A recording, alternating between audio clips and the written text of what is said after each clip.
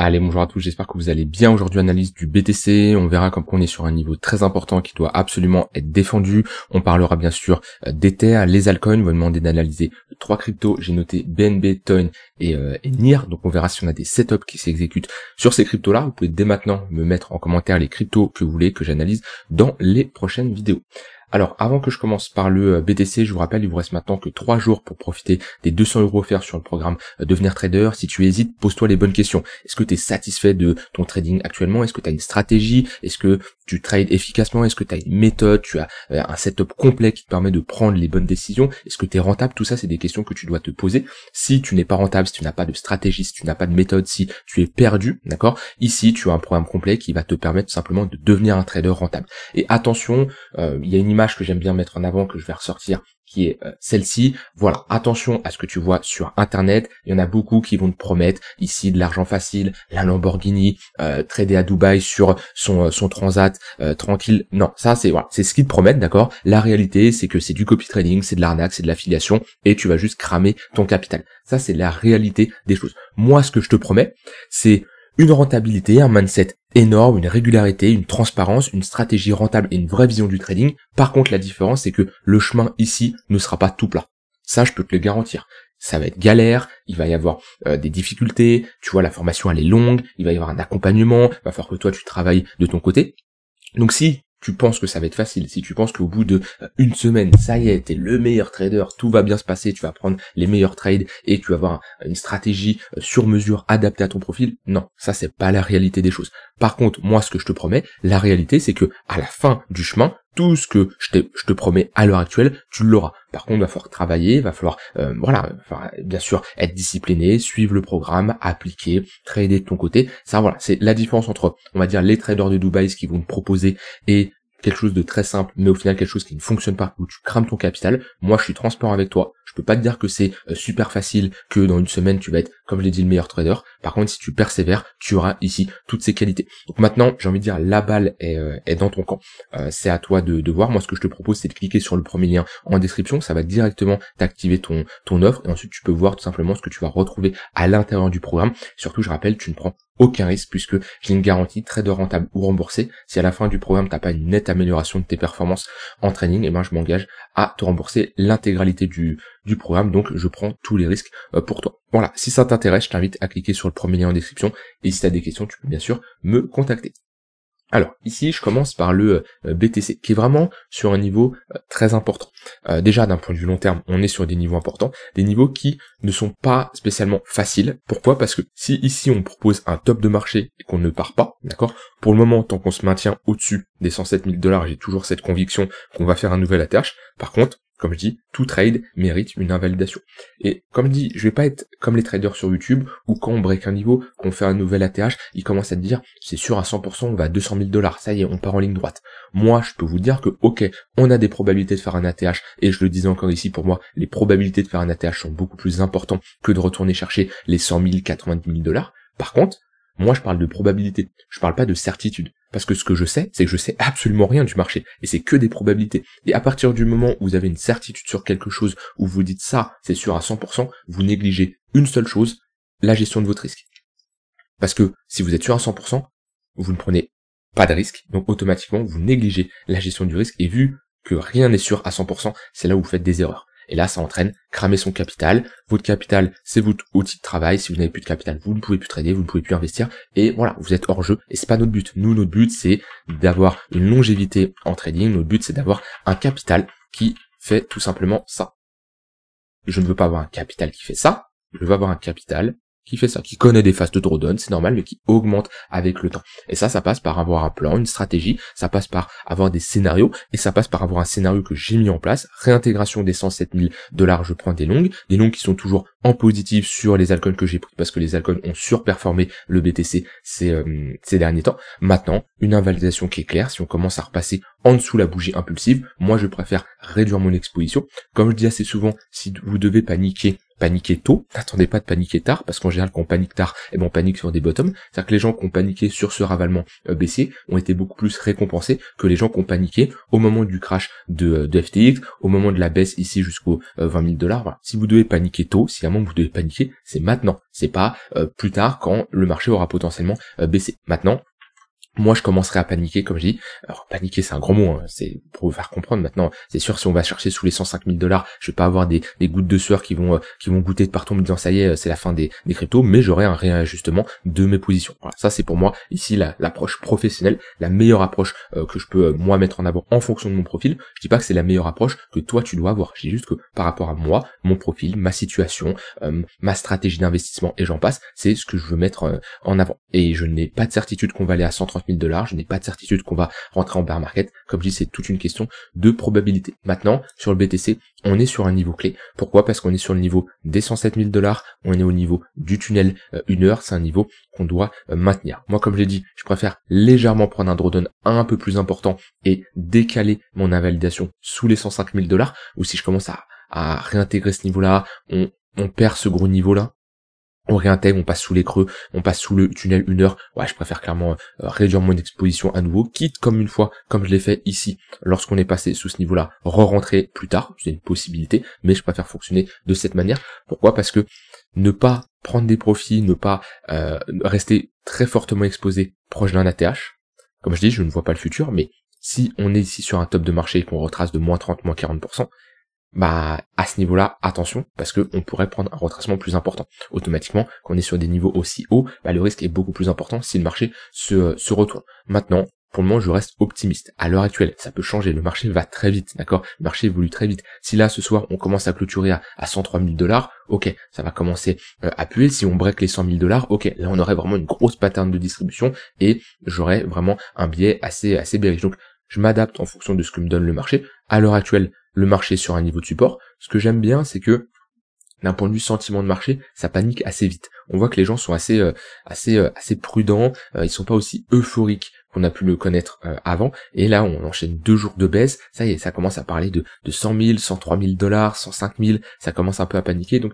ça, c'est bien. Moi, j'aime bien ce genre de moment parce que c'est là où on peut avoir des mèches assez importantes. On peut faire capituler et faire paniquer pas mal de monde. Et ça, après, c'est un peu le trading, c'est de l'analyse technique, mais c'est aussi de la psychologie. Et qu'on a comme ça un fort pump en 4 jours, ou quand même sur le BTC, on fait un plus 10%, et on connaît juste un petit retracement en 2 jours, que ça commence à parler de retournement de target plus basse, ça se voit que certaines personnes ont été un peu traumatisées, ça a été un grand mot, hein, mais ont été impactées par comment le marché s'est comporté ces derniers mois, et la moindre baisse, ça peut les faire paniquer. Donc ouais, moi je reste optimiste. Quand je regarde sur du court terme, on est au niveau du tunnel 1 heure, on a perdu le 15 minutes et on a le 3 minutes qui fait office de résistance depuis un moment. Un signal bullish sur du court terme, ça serait de repasser ici le niveau des 108 000 $. Ça serait un signal assez intéressant. Dans le tunnel 1 heure, c'est une bonne zone pour chercher des longues. Idéalement, on veut tenir là sur du court terme, sur de l'intraday, le niveau des 106 500 parce que c'est le creux plus bas qu'on a réalisé, et ensuite voilà, on ne veut pas commencer à s'installer sous ces creux là qui sont tout simplement l'impulsion de l'entièreté de cette hausse. Voilà, puis là voilà, on voit qu'on a un range, qu'on l'a perdu, on a break par le bas, on est rentré d'une phase de latéralisation dans une tendance baissière. Voilà, ça après bien sûr c'est le marché, mais pensez à dézoomer, attention à certaines personnes qui prennent des décisions sur du très court terme et qui se font influencer par le long terme. Enfin, c'est l'inverse, ils prennent des décisions sur du long terme en regardant le court terme, ils vont voir une pattern en 1 minute et ça y est, ça va inverser toute leur stratégie sur du moyen long terme. Non, ne faites pas ça. Alors, ici, au niveau d'Ether qui reste plus fort que le BTC. Idéalement, j'aimerais pas commencer à réintégrer là et se réinstaller sous les 2700, c'est-à-dire que là on a eu un bon break quand même. Maintenant, il faut avoir de l'acceptation. Là, on a un niveau clé. Alors, je sais que si je mets un volume profile ici, hop, on voit qu'on a une value area high qui est légèrement en dessous, une 2781. Bon voilà, dans tous les cas, cette zone d'intervention là, faut pas la réintégrer. On est sur un niveau de support sur Ether. Là, on est dans le cas d'un break et d'un pullback. On est dans une bonne zone pour chercher des longues, parce que d'un point de vue confluence, voilà, on est au niveau du tunnel 15 minutes, on est sur ce niveau de support. Donc une bonne zone pour chercher des longues. Par contre, comme je l'ai dit, on ne doit pas réintégrer. Si on réintégrer un range, en général, ça nous donne comme target de revenir chercher l'extrémité opposée. Donc pareil sur Ether, en fait, on est sur support.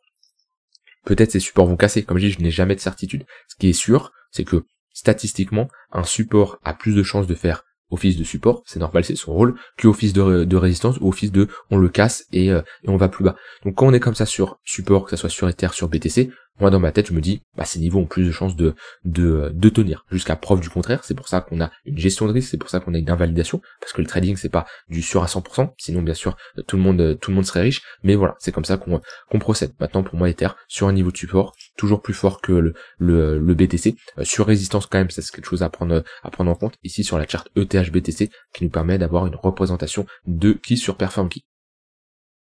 Bon, la seule crypto qui sort du lot, allez, il y a Bitcoin Cash, mais sinon, c'est toujours la même, hyper liquide, qui continue ses creux sommets de plus en plus haut, qui continue ici sa tendance haussière, ça bulle énormément sur hyper liquide, il y a pas mal de nouveautés qui se lancent et on voit qu'il y a une forte demande, donc ouais, on continue dans cette tendance qui est haussière. Comme je dis, n'allez pas vous concentrer sur des altcoins qui ne font pas grand chose, des altcoins qui se font surperformer par BTC et la majorité des altcoins, voilà, je pense à STX, Tao, enfin sur ce mois ça va, enfin Tao c'est pas terrible, mais le mois encore d'avant c'était bien, mais STX, c'est le genre de crypto qui ne font pas de la bonne performance en ce moment. Donc si vous cherchez du flux, si vous cherchez de la volatilité, si vous cherchez des cryptos qui ont un momentum, voilà, on a Hyperliquid, on a AVE, on en a pas beaucoup, mais Hyperliquid pour moi c'est la crypto que je surveille, et dans la même situation que peu importe l'alcool que vous tradez, ici vous mettez des moyens mobiles. Ouais, par exemple le tunnel 3 minutes c'est très intéressant pour faire de la continuation de tendance. Là où c'était le plus flagrant, où moi je me suis régalé, c'est pendant tous les pullbacks à l'intérieur du tunnel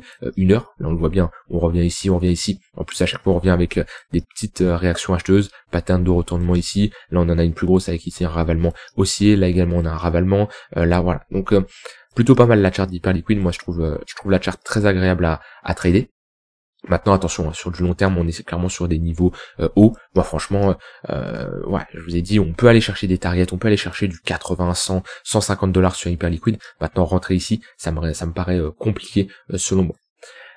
Voilà, au niveau des altcoins, je peux faire bien sûr ici une analyse du marché US, même si, comme je l'ai dit, il n'y a pas grand chose à dire depuis hier, avant-hier, je vous dis à peu près la même chose. On reste dans un flux qui est aussi avec des creux, des sommets de plus en plus haut. Hier, je vous avais dit que sur le SP500, le niveau à ne pas réintégrer, c'est ce niveau-là, les 6000 $. On voit qu'on a parfaitement pullback, réaction acheteuse dans une bonne confluence entre le tunnel 1 heure et ce niveau de polarité qui est tout simplement notre précédent haut de range. Le fait d'avoir un pullback, on revient dessus et on rejette, ça nous montre que pour le moment on reste dans un flux qui reste haussier. Maintenant idéalement on aimerait ici faire un nouveau sommet pour revisiter l'extrémité haute qui est tout simplement les ATH, l'ATH qu'on a connu à peu près 6220 en fin d'année 2024, début d'année 2025, cette zone de résistance. Pour moi, comme je l'ai dit, à partir du moment où on a réintégré ce niveau-là, on la flippe en support, la target la plus réaliste, c'est d'aller chercher ici l'extrémité opposée.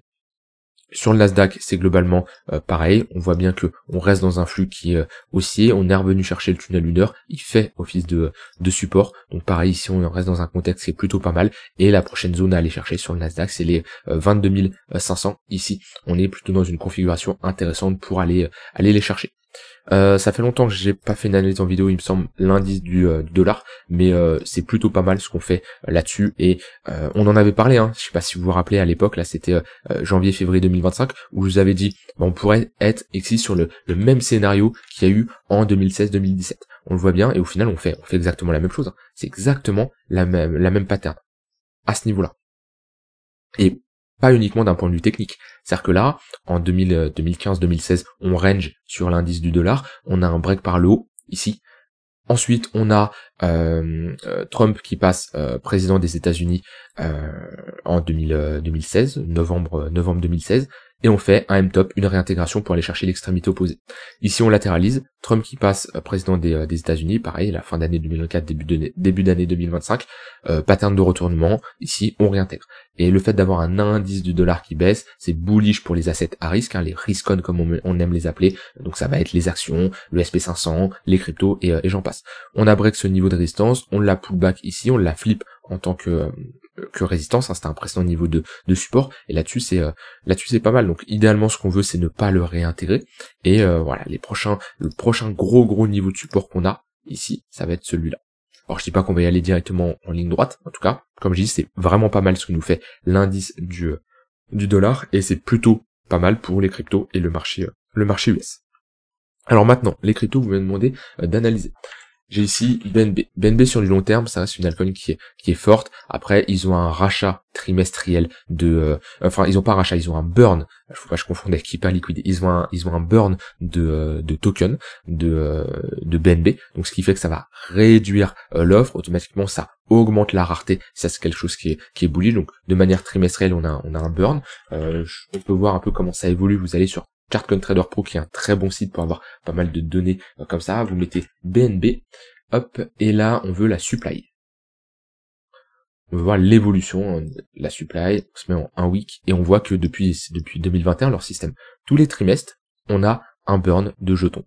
Donc on est passé ici de 100 millions, 170, il me semble que c'est 170 millions de jetons en circulation à 140 millions.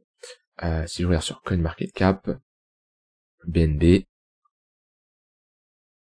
ouais, 140 millions en circulating supply. Donc on voit que on a ici un burn trimestriel. Ça, c'est plutôt pas mal, hein, parce qu'on a tout simplement une réduction de la supply, on crée un effet de rareté. On est ici sur un projet qui est pas inflationniste, mais déflationniste, vu qu'on réduit le nombre de jetons en circulation. Et ça, bien sûr, c'est quelque chose qui est très bullish pour des projets. La plupart des projets sont plutôt inflationnistes. On va augmenter avec le temps le nombre de jetons en circulation, ce qui, ça, bien sûr, réduit la valeur et peut flinguer des projets si on a une inflation qui est beaucoup trop forte. Mais là, sur BNB, pour moi, c'est clairement intéressant. Je suis pas fan du projet, alors c'est pas que je suis pas fan, ça reste un projet correct, bien sûr, un écosystème très intéressant. Maintenant, j'estime qu'il y a beaucoup mieux. Maintenant, c'est un fait, hein, et on peut ne pas être fan d'un projet. Il y a la technique qui nous montre que on a une forte demande. On a fait ici un nouvel ATH, et ça reste une crypto qui a très bien performé 2024. On voit qu'on est quand même sur un x3, presque un x4, sachant qu'on est sur une crypto à forte capitalisation. Ça, c'est quelque chose qu'il ne faut pas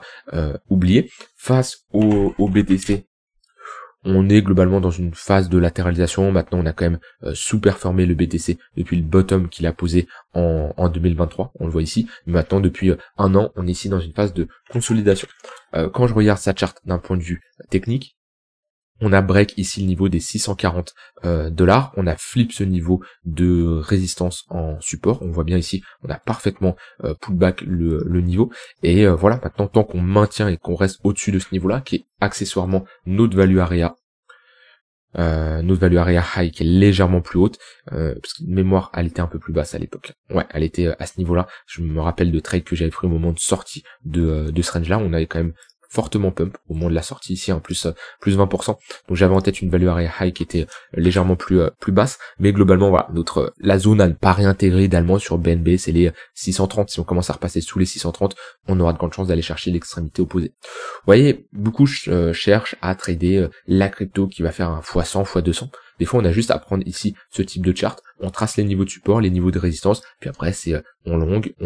Alors bien sûr, il peut y avoir des fausses cassures avec des réintégrations, au pire, on prend un stop loss ici, on relongue ici, on longue là, etc. Et on prend des profits sur l'extrémité haute. Vous voyez, ça, c'est des stratégies qui peuvent être intéressantes. Mais pour moi, BNB reste ici une charte d'un point de vue technique qui est pas mal. Par contre, sur du long terme, on ne veut pas repasser sous ce niveau-là. Si on commence à faire quelque chose comme ça, là, c'est pour revenir chercher des niveaux beaucoup plus bas.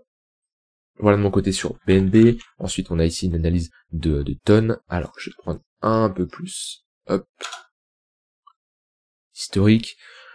Tonnes, comme c'était expliqué, il me semble c'était fin 2024, milieu 2024, j'ai dû vous en parler, je sais plus exactement, mais j'avais déjà fait pas mal d'analyses sur tonnes parce que c'était un peu la hype. Hein. Après, en même temps, quand vous avez un projet qui fait ici un x4 en si peu de temps, c'est tout à fait normal que tout le monde en parle. Maintenant, comme je vous l'avais dit, on n'était pas sur une bonne zone pour rentrer en position. Pourquoi? Parce qu'on est sur des niveaux beaucoup trop hauts d'un point de vue technique. Moi, ce que je fais, je prends Fibonacci, point le plus haut, point le plus bas, idéalement une zone de rechargement de longue, voire même ici, le meilleur niveau, les 0,886. Maintenant, quand on revient chercher comme ça notre zone de rechargement long terme, qu'on pull back ici sur cette phase de latéralisation, notre précédent haut de range qui maintenant est censé faire office de support. Là, c'est une phase d'accumulation, on pull back, on ne réintègre pas le range, ça c'est très important. Je suis sur crypto, donc je vais pas pouvoir le voir, c'est vrai. Il faudrait changer de data provider, mais c'est pas grave. Voilà, globalement, ce précédent range, on pull back, on a déjà un très bon rejet. Ici, voilà, on est sur une bonne zone de localisation pour se positionner. Idéalement, là, dans cette phase de compression, on aimerait bien avoir une sortie pullback par le haut et valider l'acceptation au-dessus de ce niveau-là. Dans ce cas-là, on pourrait être sur la validation du second creux de cette plus grosse pattern de retournement qui peut avoir lieu. Donc après, quelqu'un qui va attendre un signal un peu plus intéressant, idéalement, c'est le break de cette ligne de coup pour valider la plus grosse pattern de retournement. Maintenant, on a une résistance qui est assez proche au niveau des 4,7 $.